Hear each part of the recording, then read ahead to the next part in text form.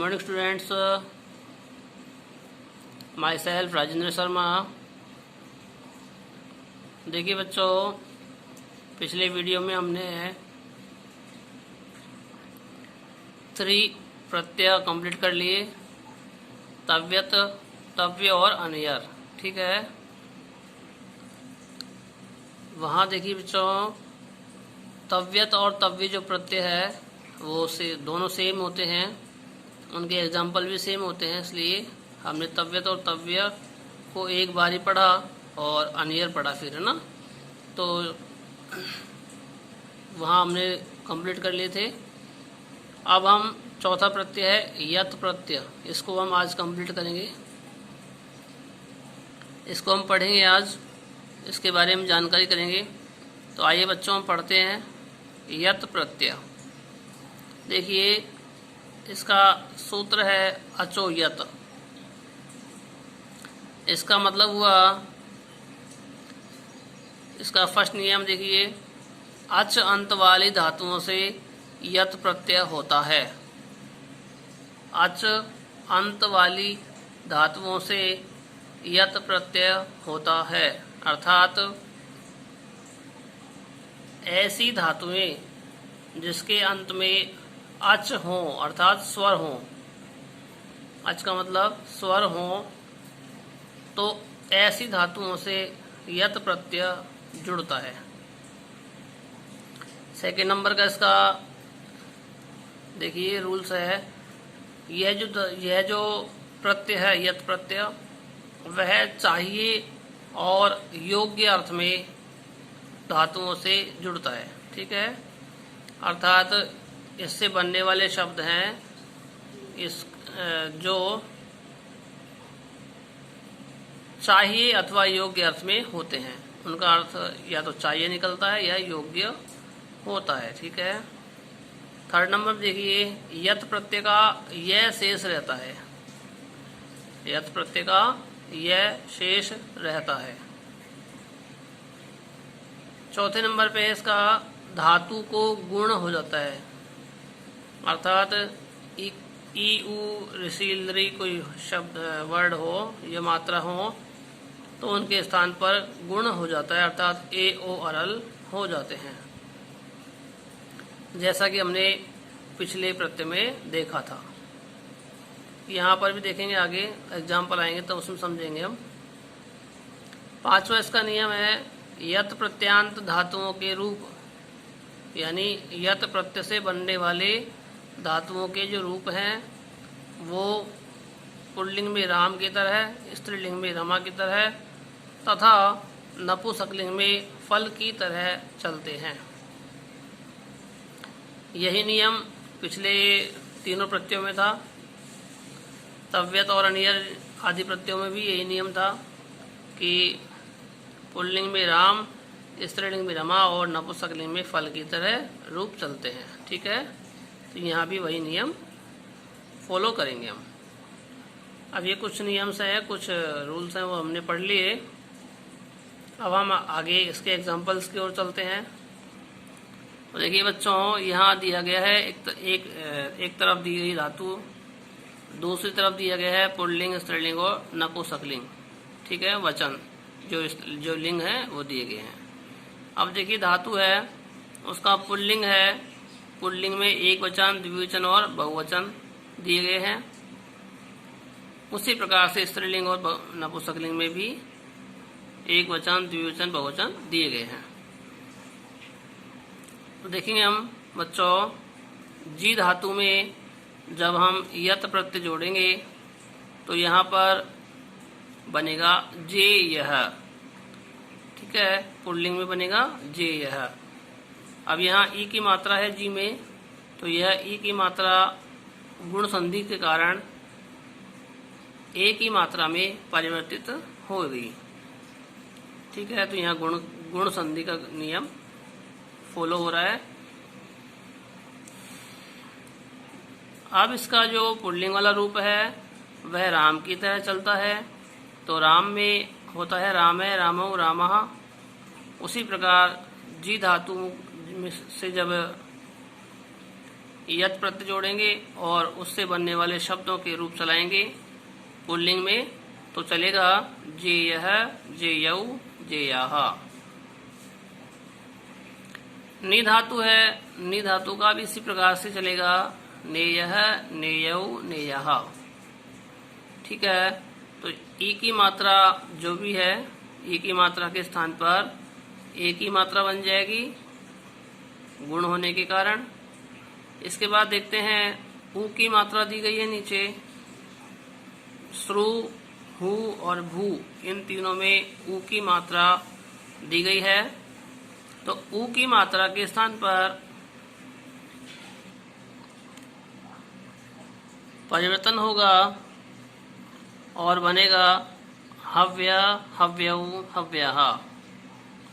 यहाँ भू के स्थान पर बनेगा भव्यः, भव्यौ, भव्यः। इसके बाद क्री के स्थान पर बनेगा क्रेयः, क्रेयौ, क्रेयाः। इस प्रकार से बच्चों इनके कुछ रूप बनेंगे जिन्हें हमें ध्यान में रखना है। इसके बाद देखिए स्त्रीलिंग की बात करें तो रमा, रमे, रमा की तरह चलेंगे रूप। तो यहाँ जेय शब्द है, उसका बन जाएगा जेया, जेये, जेयाः। ठीक है, इसी प्रकार से नेय शब्द है, नेय का बनेगा नेया, नेये, नेयाः। ठीक है, भेय शब्द है, उसका भी भेय, भेये, भेयाः। इसके बाद श्रु, हु और भू है, इनके स्थान पर श्रव्या, श्रव्ये, श्रव्याः, हव्या, हव्ये, हव्याः, भव्ये, भव्या, भव्ये, भव्याः। इस प्रकार से रूप बनेगा। और क्रिय का भी क्रेया, क्रेयौ, क्रेया, क्रेये, क्रेयाः रूप बनेगा। इसके बाद देखिए नपुंसकलिंग में बनेगा फलम, फले, फलाने की तरह। तो यहाँ दिया गया है एक एग्जाम्पल आपको, जेयम, जेये, जेयानी। उसी प्रकार से नेयम, नेये, नेयानी बनेगा। फिर भेय का बनेगा भेया, भेयम, भेये, भेयानी। इस प्रकार से सभी रूप बनेंगे। ठीक है, तो आप इन्हें लर्न कर लें, ध्यान रखें। इसके बाद हम देखिए सूत्र नंबर 2 की ओर चलते हैं। सूत्र नंबर 2 है ईद्यति। ईद्यति अर्थात यत प्रत्यय परे रहते आ को ई आदेश हो जाता है तथा ई का गुण हो जाता है। ये एक नियम है इसका। दूसरा नियम है कि यदि मान लो धातु में, किसी भी धातु में आ की मात्रा जुड़ी है तो आ के स्थान पर ई बन जाएगा और ई का फिर गुण होकर के ए बन जाएगा। ठीक है, तो देखते हैं, आइए। पुल्लिंग, स्त्रीलिंग और नपुंसकलिंग, ये तीनों रूप भी इसमें दिए गए हैं। देखिए दा धातु है, पा धातु, ज्ञा धातु, स्था धातु, घ्रा धातु, इन सभी में आ की मात्रा दी गई है। आ की मात्रा जब आ गई यहाँ पर, तो आ के स्थान पर पहले तो ई की मात्रा बनेगी, आ हट जाएगा, ई बन जाएगा। ठीक है, ई मिलकर के फिर गुण संधि के कारण यहाँ पर ए की मात्रा हो जाएगी। तो इसका रूप बनेगा देयः, देयौ, देयाः। पुल्लिंग वाले रूप है ये, देयः, देयौ, देयाः, पेयः, पेयौ, पेयाः, गेयः, गेयौ, गेयाः, स्थेय, स्थेयौ, स्थेयाः। इसके बाद घ्रेयः, घ्रेयौ, घ्रेयाः। ठीक है बच्चों, इसके बाद देखिए नीचे दिया हुआ है गई और ग्लय धातु। तो गई जो धातु है उसका सही रूप है गा, गा धातु है ये। और ग्लय कौन सी धातु है? ग्ला धातु है। सही रूप इसका ये है। तो यहाँ पर भी गा और ग्ला में आ की मात्रा दी गई है। तो इनका रूप बनेगा गेयः, गेयौ, गेयाः, ग्लेयः, ग्लेयौ, ग्लेयाः। तो इस प्रकार से बच्चों आपको यह पुल्लिंग वाला रूप है, इसको समझना है कि किस प्रकार से आ की मात्रा को ए की मात्रा में कन्वर्ट करेंगे। अब इसके बाद हम बात करते हैं इसी के स्त्रीलिंग वाले शब्दों की। तो देखिए स्त्रीलिंग में वही रमा की तरह रूप चलेंगे। तो यहाँ दा के स्थान पर दे बन गया और दे में जब आ की मात्रा या जोड़ेंगे तो बनेगा देया। देखिए रमा की तरह चलेंगे रूप, रमा रमे रमा, इस तरह से। तो पहले का बनेगा देया देये देयाहा, पेया पेये पेयाहा, गेया गेया गेया गेये गेयाहा, स्थेया स्थेये स्थेयाहा। सभी रूप इसी प्रकार से बनेंगे। नीचे गा और गला धातु है, उसका भी इसी प्रकार से बनेगा, गेया गेये गेयाहा। और गला धातु है, उसका भी इसी प्रकार से बनेगा, ग्लेया ग्लेये ग्लेयाहा। ठीक है, इस प्रकार से ये स्त्रीलिंग वाले रूप बनेंगे। आप चलते हैं नपुंसकलिंग में। नपुंसकलिंग वाले शब्दों में देखिए देयम देये देयानी एक एग्जाम्पल यहाँ दिया गया है, बाकी एग्जाम्पल हमको करने हैं। तो देखिए पहला एग्जाम्पल देयम देये देयानी दिया हुआ है, उसी के आधार पर हमको पेय शब्द का बनाना है। तो बनेगा पेयम पेये पेयानी, फलम फले फलानी की तरह रूप चलेंगे। उसके बाद गेयम गेयऊ गेयम गेये गेयानी, स्थेयम स्थेये स्थेयानी, घ्रेयम घ्रेये घ्रेयानी। इस प्रकार से इसके रूप बनेंगे। लास्ट में गेय गा धातु और गला धातु है, इसमें भी देखिए इस प्रकार से बनेगा, गेयम गेये गेयानी, ग्लेयम ग्लेये ग्लेयानी। ठीक है, इसी प्रकार से इन सब के एग्जाम्पल्स बनेंगे और एग्जाम्पल्स को हमको लर्न करना है। तो बच्चों मैं समझता हूँ कि आप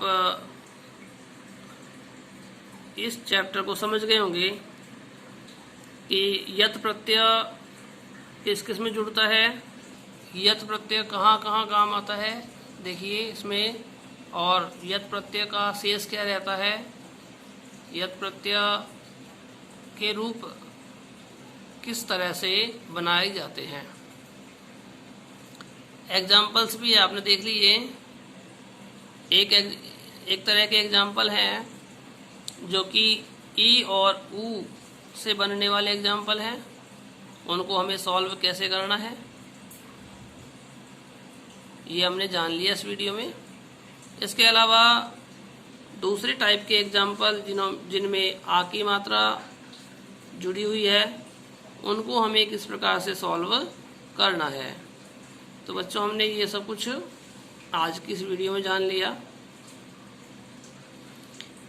आप इसे अपनी नोटबुक में राइट कर लें, लर्न कर लें इसे, और जो खालिस्तान बचे हुए हैं, ब्लैंक्स बचे हुए हैं स्त्रीलिंग और नपुंसकलिंग वाले, इनको आप अपनी रफ कॉपी में करके देखें। इनकी प्रैक्टिस होना बहुत ज़रूरी है, तो आप बच्चों आज प्रैक्टिस करें। कल की वीडियो में इसका जो शेष बच गया उसे मैं पढ़ाऊँगा आपको। तब तक के लिए हैव अ नाइस डे।